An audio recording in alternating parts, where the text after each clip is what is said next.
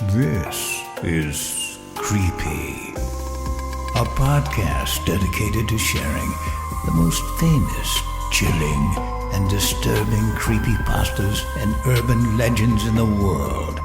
Whether these stories truly happened or are simply fabrications is for you to decide.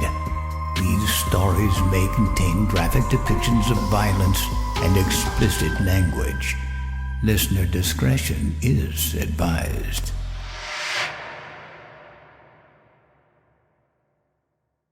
Creepy presents The Snake, written by Sean Arthur Cox.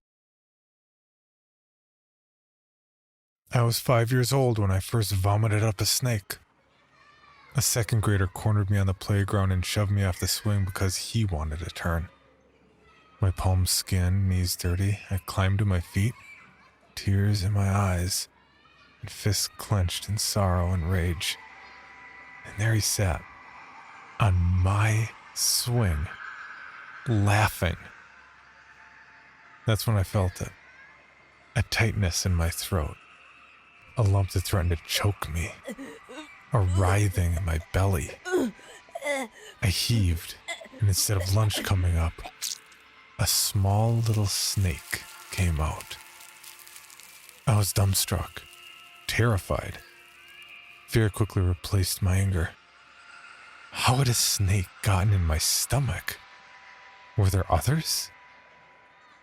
The bully stared, equally shocked. And while I still carried a little resentment for him, I had more important concerns. The snake eyed the kid on the swing, gave a hiss, and then slithered back to me. It had wrapped itself around my ankle before I regained enough composure to move. I tried shaking it off and running away, but the snake held me too tightly, slowly working its way up my leg. I clawed at it, but no luck. It kept climbing me, higher and higher on my small body. I opened my mouth to scream, but when I did, it darted from my face and slid down my throat just as forcefully as it come up. The teacher didn't believe us. She just told us that I must have seen a worm and eaten it, and that I shouldn't eat worms. That was the first time, but not the last. In 7th grade, my friend Carter and I were walking home from school. It had just rained and there were mud puddles everywhere. He thought it'd be hilarious to splash me, and I ended up soaked and caked in mud. I was a little annoyed, but tried to take it in stride. I splashed him back, and he lost his mind and started yelling at me. "What the hell? Do you know how much this shirt costs? Why would you do that, dick?" "You splashed me first," I said, utterly indignant. "Yeah, but your shirt is from Kmart. No one cares if it gets messed up." He'd never brought up the fact that my family was poor before. But saying it then, that my clothes didn't matter, that I didn't matter because I was poor, set me off. As he stormed away from me, muttering every curse word a 7th grader knows, I stood there wet and shivering from the cold and from my growing anger. My cheeks burned hot with hatred, and I could feel it rising, large and venomous. I collapsed to my knees as the snake came up again. I'd almost forgot it had ever happened at all. And when I was reminded of it, I always assumed I had misremembered or made the whole thing up. But there it was, my snake. It was larger than when I was 5, and more aggressive. It went straight for Carter, and I was too surprised to say anything until it was too late. Striking impossibly fast, it bit him in the ankle. I gasped in horror as he cried out in pain, and the snake slithered back to me. I tried to get away from it, just as I had when I was 5. I ran to my friend to take back what had just happened, to suck the poison out or something. As I knelt down, however, the snake came for me. Carter tried to warn me, his anger replaced by shock of getting bit. He must have thought it had been hiding in the mud puddle. It didn't help. The snake came for me, wrapped itself around my throat, and forced itself into my mouth again. I didn't know what to do, so I tried to ignore it, to get the poison out of him. But he shoved me back down. "Stay away from me, freak," he shouted as he limped away. I sat there alone and crying, drenched in mud and shame. We never spoke again. In high school, it was a struggle to keep the snake down. I've always been short and unathletic. I struck out twice in t-ball. I was bookish. I was into theater and sci-fi. Needless to say, I got picked on a lot. My throat was in constant pain for years, forcing the thing down. But I could always feel it, down in my guts, growing larger by the day. While walking home from school one day, a guy from my chemistry class drove by.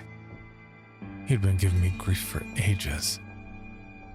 Since freshman year, my throat had begun to reflexively clench when I saw him in hallways or at football games. On this day, he swung his door open as he passed, clipping me and knocking me to the pavement. I could feel the bruises starting before I even hit the ground. But more than that, I felt a swelling in my throat. A pain so intense I nearly blacked out. And from my mouth slithered a disturbingly large snake. At least 10 feet long and 6 inches thick. There was no way. It was physically impossible. How much had it grown since I last slipped and let it out? How could something so great and terrible possibly fit inside me? I couldn't breathe, and my eyes were too filled with tears to see clearly. But I knew what was happening.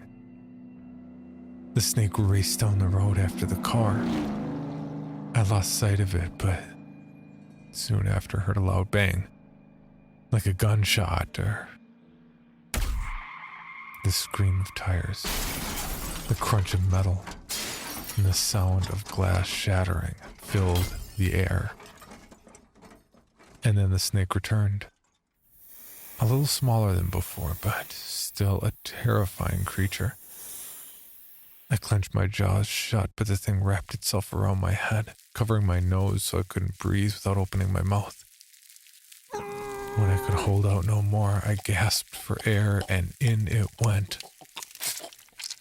Once more, I couldn't breathe, couldn't scream. I could only cry in silent agony as the snake forced its way back in.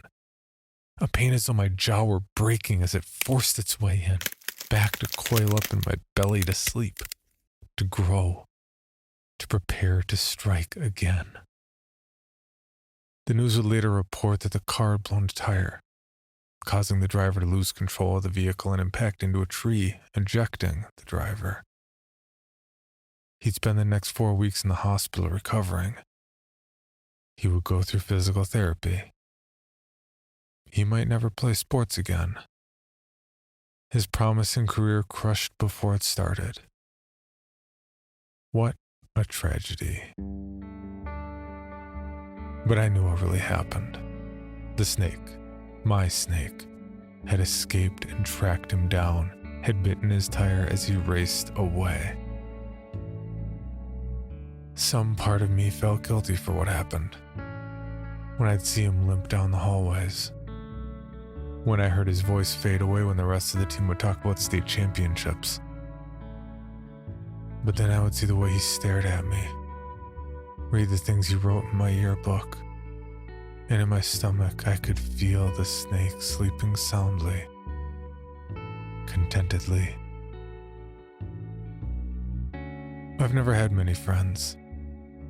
I was too afraid they'd find out about the snake and call me a freak like Carter had. But not Julian. Julian was into the same things I was. He was cool. At least as far as my definition of cool went. He really listened when we talked. He understood me. I'd never been as close to another human being as I was with Julian. One night, we were drinking some bourbon we'd snuck out of his dad's liquor cabinet, and I told him about the snake. At first, he thought I was speaking metaphorically. No, I told him. It was a literal snake. He laughed, and then got serious. He probably thought I was crazy, but he never said it, never implied it, and that meant the world to me. I loved that guy. Years later in college, we went out to a bar after catching a friend's improv show, and some homophobic dick came to our table, started calling Julian all sorts of terrible names. I told him to back off, but he didn't. Finally, the bartender got involved and made the guy leave. We nursed our drinks, but the verbal assault put a damper on the evening, and sooner rather than later, we called it a night. When we finally left, the guy was waiting for us in the parking lot. He came at us hard, swearing and swinging. I've already said I'm small, and this guy had at least a head on me. He could take me in a fair fight, an unfair fight, any sort of way he wanted. It didn't matter. I tried to step in anyway, to stop him from attacking Julian, but he shoved me aside as easily as anything. I lay powerless, impotent, on the ground as he shoved Julian down and began to kick him mercilessly. I shook. And this time, when I felt my throat begin to swell, I took a deep breath and let it happen. The thing about the snake is it wants to be out. It wants to be anywhere but inside of me, except when it needs to rest and recover. The thing slid effortlessly from my mouth, the size of an anaconda, bigger than me easily, and somehow that thing fit inside my tiny little body, coiled up in my guts. I was waiting to seize a moment and escape. Facing no resistance, it didn't hurt me at all coming up. It flew from me and wrapped around the drunk bastard and began to squeeze the life out of him. He never even saw it coming. Who would? Who would expect an anaconda to fly out of a guy's mouth and crush you? No one. Definitely not that drunk guy. I heard his bones break, but he didn't scream. Oh, he tried. I watched his face contort in agony, but the snake was so tight around him he didn't have the air to make a peep. And I watched it happen. I didn't try to wrestle it back in. I just watched. Julian watched too. He watched in horror, in awe. 1,000 emotions flashed across his face, and I looked for one that let me know if we'd still be close when this was all over. Something to let me know if he'd be my friend at all. The snake unhinged its jaw and began to swallow the drunk. My stomach turned in horror and righteous anger.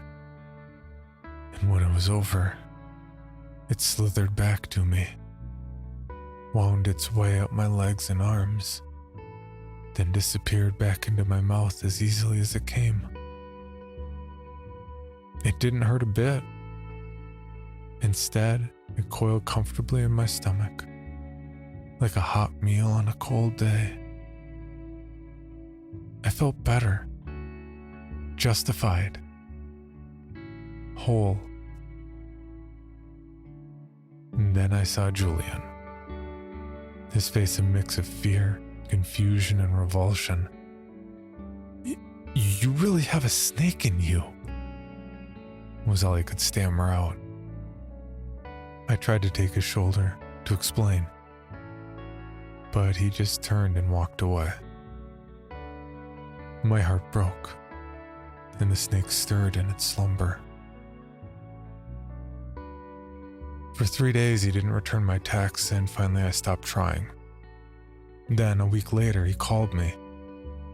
As far as I'm concerned, he said, we're still good. You never lied. You told me a long time ago about the snake. I didn't believe you, but that doesn't mean you didn't tell me. And you saved me. No one ever stood up for me like that. Not even family, and I never thanked you for that. Thank you for that. We agreed to meet for drinks, to talk about what happened. We went to a place called Mickey Finn's, and we let the questions flood out. What happened? How long had I been dealing with it? Did the cops suspect anything? How guilty should we feel, really, given what the guy wanted to do? Julian convinced me we shouldn't feel guilty at all. I felt a little funny about it. It was easy for him to say not to feel bad. It wasn't his snake. But he was right about a couple of things at least. The guy was a bastard. And the guy was probably going to kill Julian.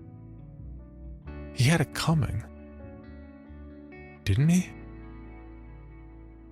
As we made our way back to the car, a couple of assholes stepped up and gave Julian and me a shove and an insult.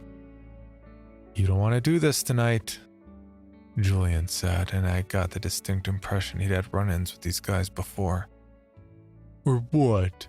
Your boyfriend gonna kick our asses? I'm not his boyfriend, I said. But you don't want to do it. I know I don't. They laughed at each other. And mid-laugh, one swung hard, punching Julian in the face, sending him sprawling. The other man, taking me by surprise, got me in a chokehold. With my friend out of the fight, the first one came and started dropping blow after blow into my abdomen. I could feel the snake stirring deep within me, but I didn't know if I'd be able to let it out even if I wanted to. The second man's arm constricted around my throat as surely as the snake had the other man a week ago.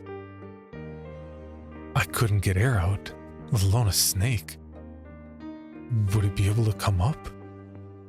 Would I want it to, knowing what it was capable of? My vision started to blur around the edges. The world slowly turned black.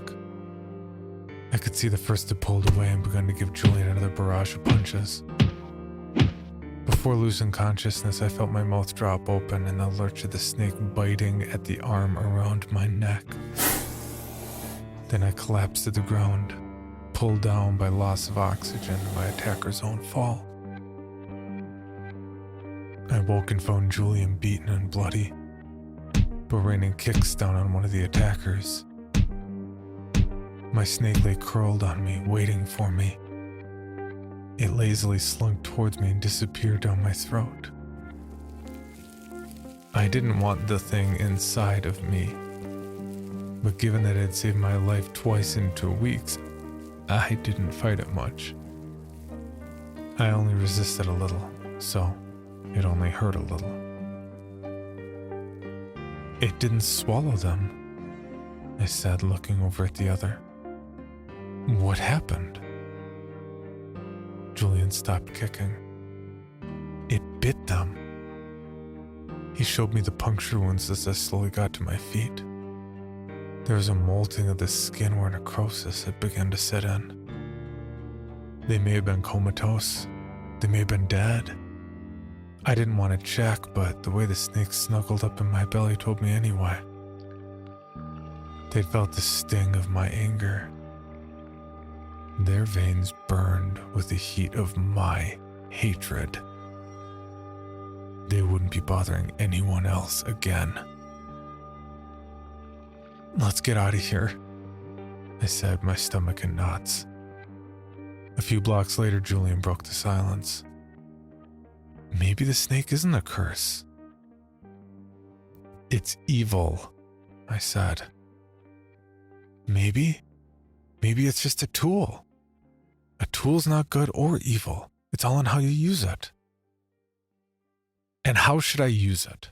I said, feeling disgusted with what he said, but more disgusted by how comfortable I was with the idea. Think of all the assholes. The bigots out there curb stomping people just because they look different, pray different. love different. The last words hung extra hard in the air. Pointed. Accusatory. I had a lot to think about. The news reported 2 men killed by snake bite, though tox screens couldn't say what kind. Neither could the snake experts. No snakes missing from the zoo. No one knew where the snake had come from or where it had gone. No one but me and Julian. Julian and I went out again, this time to a dive bar in a part of town that hid hostility behind words like conservative and traditional family values. We hung out in the parking lot, pretending to flirt until someone came to give us grief about it. When he spit the first homophobic slur at us, I leaned in, opened my mouth, and before I knew what happened, the snake had already struck, biting him on the neck before disappearing back down my throat and into my waiting belly. It was over in an instant. I didn't fight it anymore. The snake wants to be out. It wants to grow and feed and strike. And it became so easy to let it out. I almost wondered why I held it back in the first place. It was so easy to point it at others, at the monsters, the assholes, to people who wronged me. Too easy. A few months later, the snake dominated the news. It had killed 9 people. Still, no one knew where it had come from. Experts couldn't agree on what kind it was. Julian and I went out for drinks a lot. One night, after a long search for some asshole deserving of my special friend, we gave up and made our way back to Julian's. We both had a bit to drink and stumbled to the couch. Julian looked at me deeply and said, "I never thanked you." "You did. Not properly. And not just for saving me. Not just for what we've been doing, but for everything." "Yeah, man, no problem. Really, I appreciate it. I want you to know how much I appreciate it." Then he leaned in to kiss me. Maybe it was the booze. Maybe it was the residual buzz from getting away with something, from sharing a secret that big. Maybe it was something deeper. Whatever it was, for a while I let him. And then I stopped him. Some old, long-forgotten circuit from my conservative upbringing kicked in and I pushed him off. "I'm not gay," I said. "Of course you're not," he said with a wink as he moved back toward me. "Seriously," I said as I gave him a second rebuff. "I'm not gay."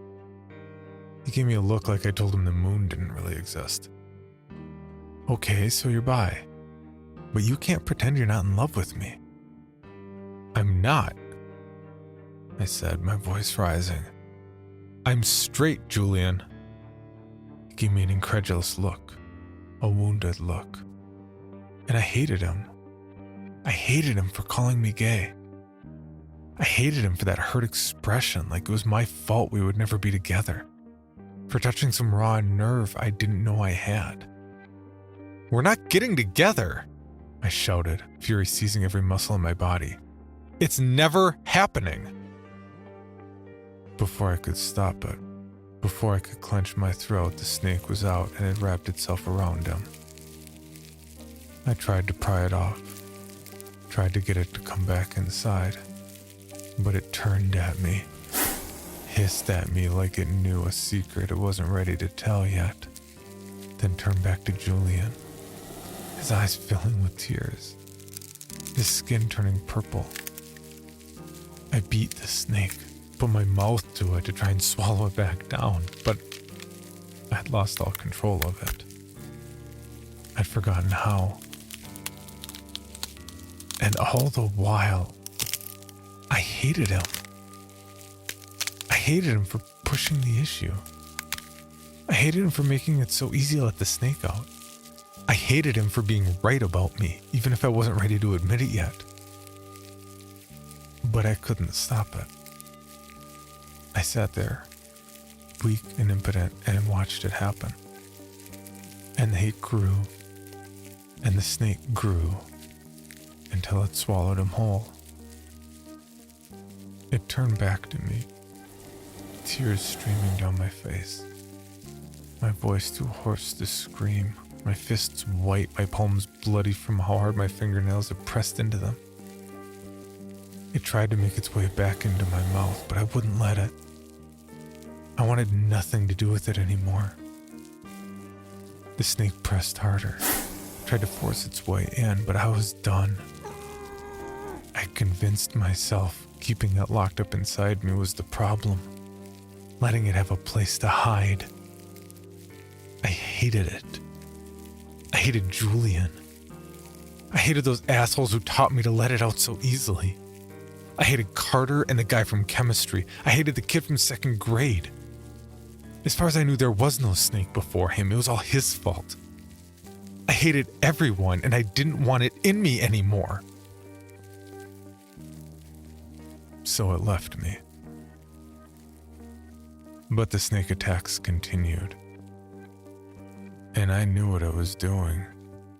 Lurking in the darkness, slipping through shadows, feeding on my anger, killing people who made me mad. These days I read the news a lot. I look for pundits and politicians and columnists and crime reports. I look for people to hate. And it's so easy to find people to hate these days. I read the news and surf the internet looking for things for my snake to eat. Anything to keep it busy. Anything to keep it from tracking down the one person I really, truly despise. Sometimes I worry I don't keep it busy enough. Because sometimes I lay in bed at night and I am certain I hear hissing outside my window.